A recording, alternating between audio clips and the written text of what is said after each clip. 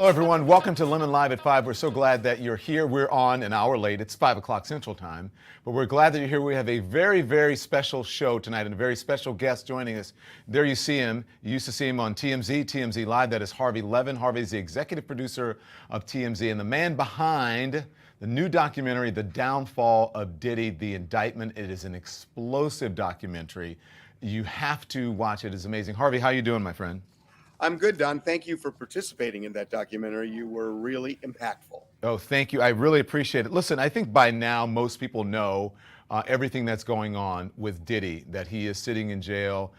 They refused bail. He's sitting there. His attorney has been out speaking, but not as much as he's speaking in this documentary. So before I just run some sound bites and talk to Harvey about it, I want you to see the teaser on this documentary. Again, as I said, explosive. Here it is.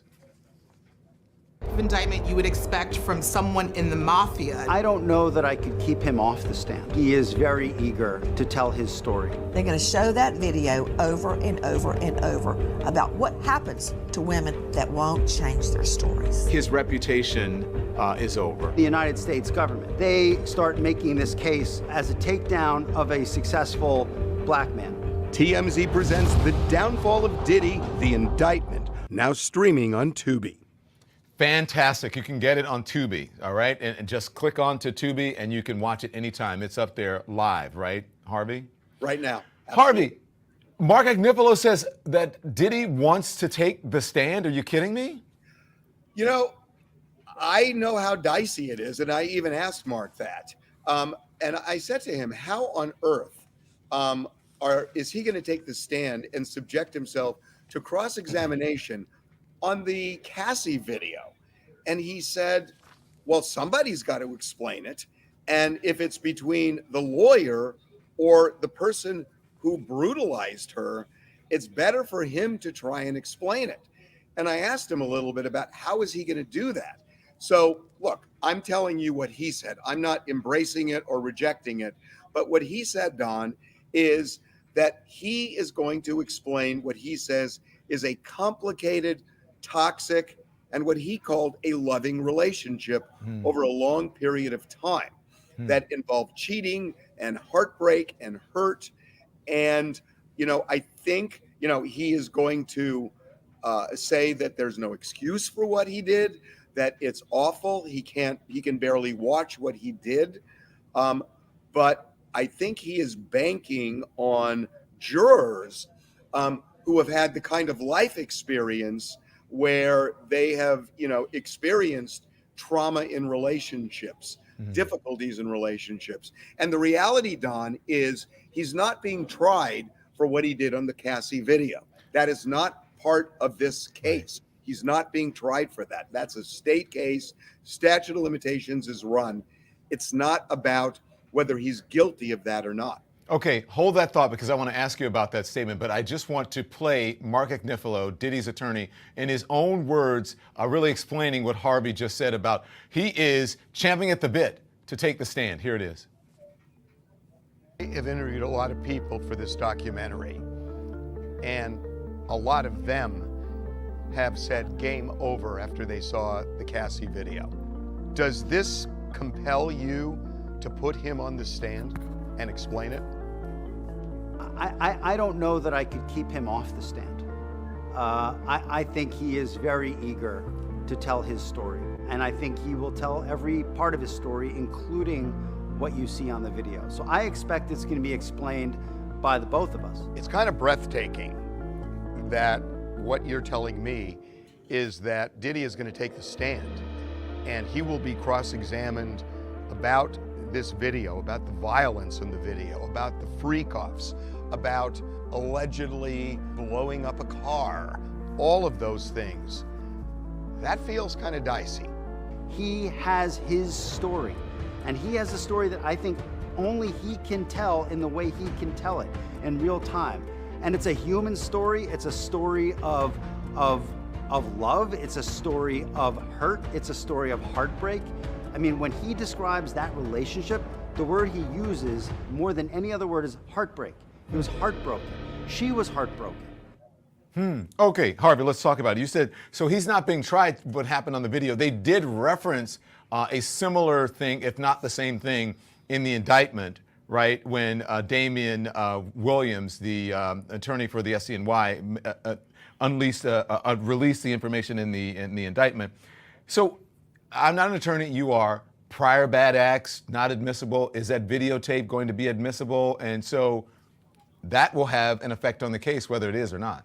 Yeah. And I asked Mark about this and other people as well, Joe Tecopino and others.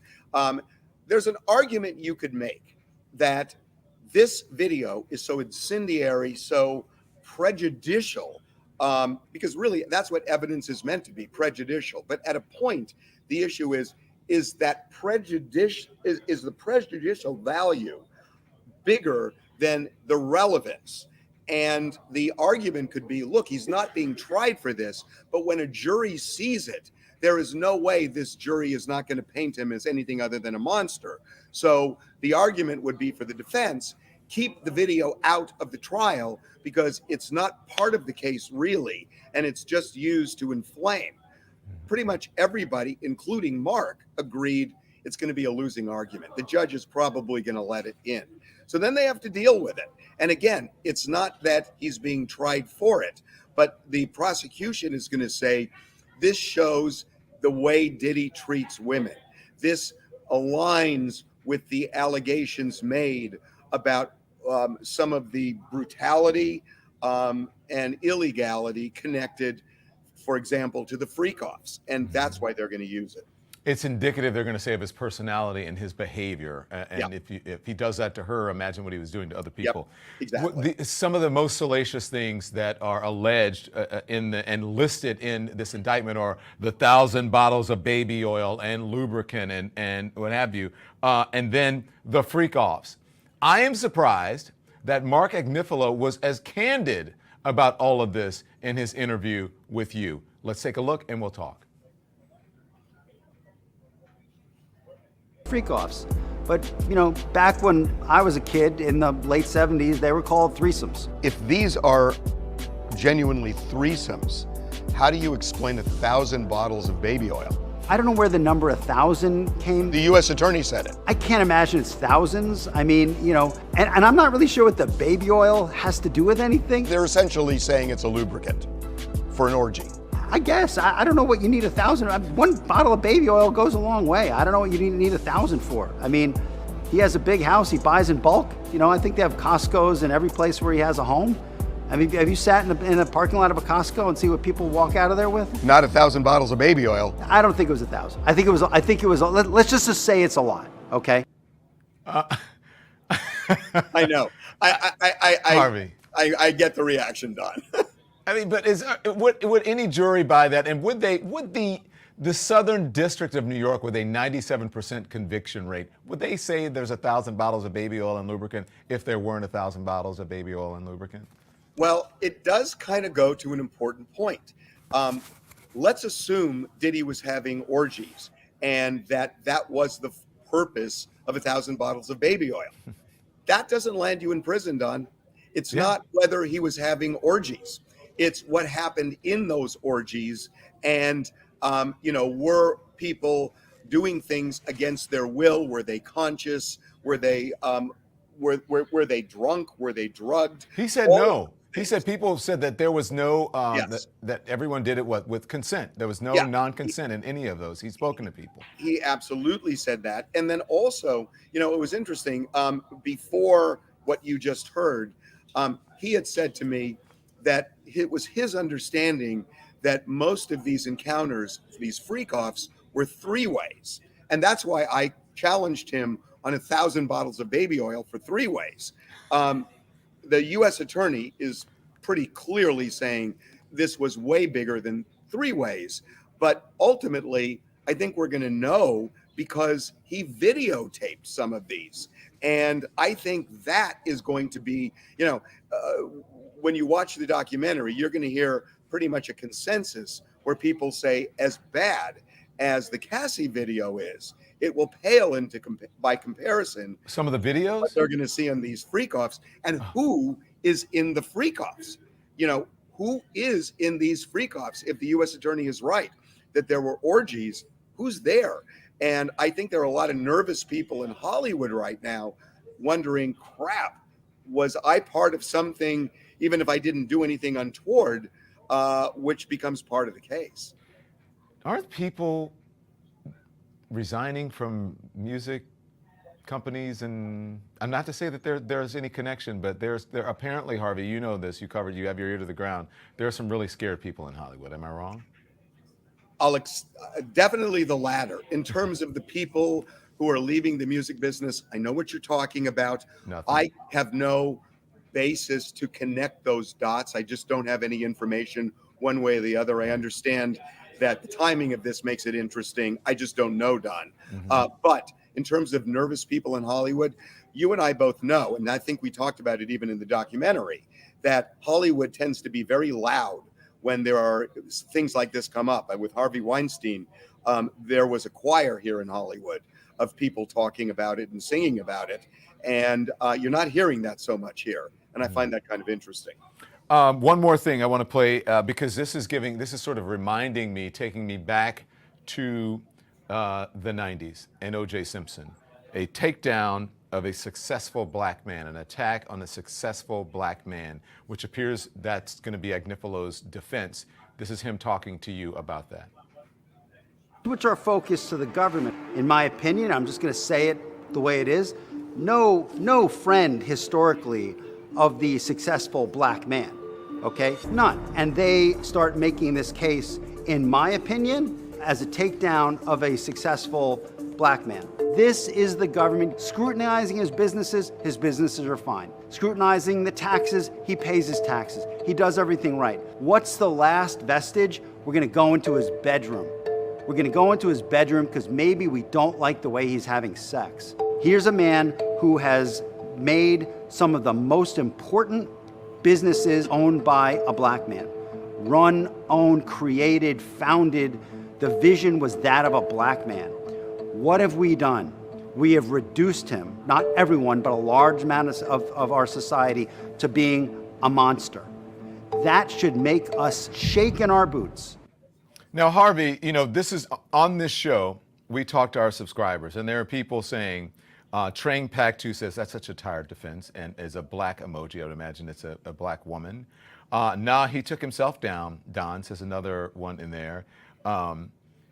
This is a worldwide operation. Do you think that defense? Look, there are times when people are, the targets, and black men in society, don't have as much agency as others in society. But Diddy, why would there be a takedown of Diddy? You think that defense is going to play? Is it warranted here?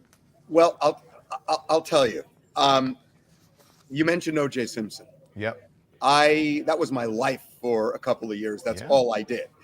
And I will tell you, I covered that trial from the very beginning. I covered it from hours after the murders. I have never seen a guiltier man than O.J. Simpson. That said, I watched Johnny Cochran completely turn the trial on its head and asked ultimately the jury to make a statement that this was racially motivated by an allegedly racist detective and an LAPD that was out to get this guy, and it worked. And I covered that trial, and I watched all the evidence, and it was overwhelming, yet it worked there. So I think a lot is going to depend on the composition of the jury. Do I think that in itself will fly? No, I don't. Had you asked me that at the beginning of O.J. Simpson, I would have given you the same answer. The same answer. Harvey, we appreciate you joining us. It's on Tubi. And now, is this a coda to the first one? Because you had another Diddy doc previous to this, right? Before the arrest. And now you have this one. Right. We did a Diddy doc right after the raids. And now we're really getting into what the charges are. Because remember, Don, until the indictment came out, we didn't know what the specific charges would be. So we're getting into that in this one. And, it gives us more context to really kind of dig. Harvey Levin, the executive producer of TMZ and TMZ Live. Check your local listings. And also on Tubi, you can see the downfall of Diddy, the indictment on Tubi with Mr. Harvey Levin. Harvey, thank you very much. Appreciate it. Say hello to everyone over there at TMZ. I will, Don. Appreciate My you joining. pleasure. Again, thanks for participating in the doc. Absolutely. Thank you so much. Thanks everyone for watching. Your support means the world to us. So make sure you hit the like button and you subscribe to our channel to make sure that you never ever miss a video. We're live every day, 10 a.m. Eastern time. We drop even more content at 2 p.m. Eastern and 5 p.m. Eastern. And if you want more Don Lemon Show content, we'd love for you to become a member of the Lemon community, where you will receive access to special community posts. You'll get exclusive content and members-only live shows. So head over to our channel page or click the join button on this video. Again, thank you for watching. We appreciate your love and your support, and we will see you next time.